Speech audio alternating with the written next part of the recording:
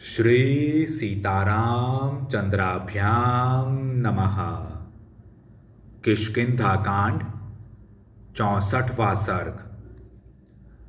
समुद्र की विशालता देखकर विषाद में पड़े हुए वानरों को आश्वासन दे अंगद का उनसे पृथक पृथक समुद्र लंघन के लिए उनकी शक्ति पूछना। गृध्रराज संपाति के इस प्रकार कहने पर सिंह के समान पराक्रमी सभी वानर बड़े प्रसन्न हुए और परस्पर मिलकर उछल उछल कर गरजने लगे।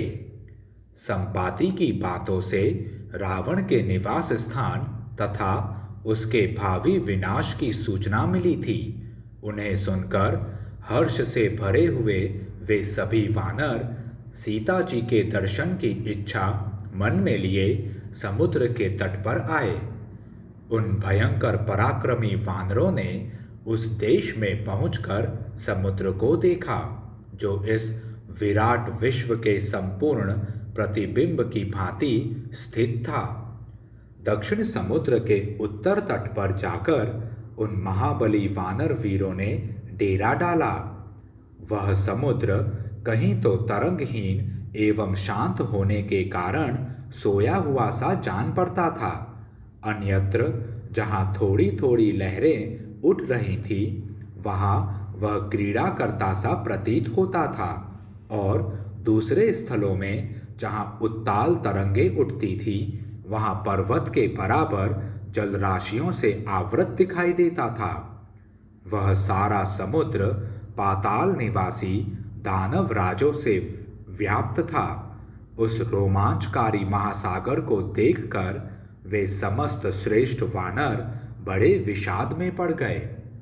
आकाश के समान दुर्लंघ्य समुद्र पर दृष्टिपात करके वे सब वानर अब कैसे करना चाहिए ऐसा कहते हुए एक साथ बैठकर चिंता करने लगे। उस महासागर का दर्शन करके सारी वानर सेना को विषाद में डूबी हुई देख कपि श्रेष्ठ अंगद उन भयातुर वानरों को आश्वासन देते हुए बोले, वीरों, तुम्हें अपने मन को विषाद में नहीं डालना चाहिए, क्योंकि विषाद में बहुत बड़ा दोष है। जैसे क्रोध में भरा हुआ सांप अपने पास आए हुए बालक को काट खाता है, उसी प्रकार विषाद पुरुष का नाश कर डालता है। जो पराक्रम का अवसर आने पर विषादग्रस्त हो जाता है, उसके तेज का नाश होता है। उस तेजोहीन पुरुष का पुरुषार्थ नहीं सिद्ध होता है। उस रात्रि के बीत जाने पर बड़े बड़े वानरों के साथ मिलकर अंगद ने पुनः विचार आरंभ किया। उस समय अंगद को घेर कर बैठी हुई वानरों की वह सेना इंद्र को घेर कर स्थित हुई देवताओं की विशाल वाहिनी के समान शोभा पाती थी। वालिपुत्र अंगद तथा पवन कुमार हनुमान जी को छोड़कर दूसरा कौन वीर उस वानर सेना को सुस्थिर रख सकता था। शत्रु वीरों का दमन करने वाले श्रीमान अंगद ने उन बड़े बूढ़े वानरों का सम्मान करके उनसे यह अर्थयुक्त बात कही, सज्जनों, तुम लोगों में कौन ऐसा महातेजस्वी वीर है जो इस समय समुद्र को लांघ जाएगा और शत्रु दमन सुग्रीव को सत्य प्रतिज्ञ बनाएगा। कौन वीर वानर 100 योजन समुद्र को लांघ सकेगा और कौन इन समस्त यूथपतियों को महान भय से मुक्त कर देगा। किसके प्रसाद से हम लोग सफल मनोरथ एवं सुखी होकर यहाँ से लौटेंगे और घर द्वार तथा स्त्री पुत्रों का मुंह देख सकेंगे। किसके प्रसाद से हम लोग हर्षोत्फुल्ल होकर श्री राम, महाबली लक्ष्मण तथा वानर वीर सुग्रीव के पास चल सकेंगे।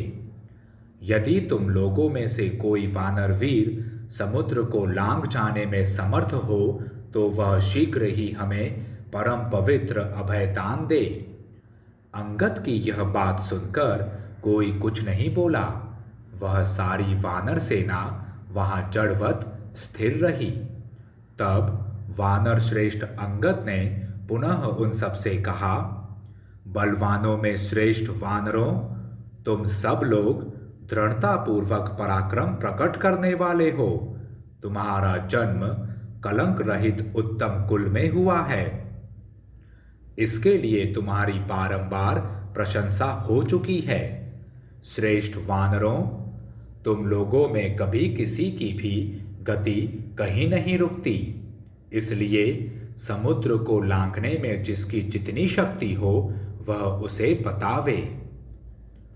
इस प्रकार श्री वाल्मीकि निर्मित आर्ष रामायण आदि काव्य के किष्किंधा कांड में 64वां सर्ग पूरा हुआ। जय श्री राम।